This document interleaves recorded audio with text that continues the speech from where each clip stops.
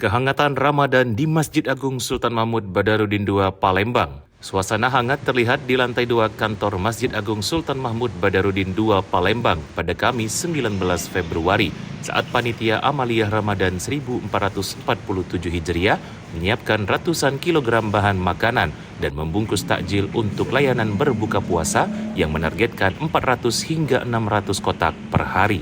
Ketua Panitia Kemas Syukri Masjid menyampaikan hidangan dimasak sendiri berkat dukungan donatur agar kualitas terjaga dan siap ditambah jika jamaah meningkat. Sementara menu berisi nasi, ayam goreng serai, tumis kacang panjang, buah, kurma, dan air mineral disajikan gotong royong di ruang guba serta terbuka bagi siapa saja. Beberapa warga menilai pembagian makanan kini lebih tertib dan menghadirkan suasana kebersamaan yang dinantikan setiap Ramadan. Untuk berita selengkapnya, klik sripoku.com.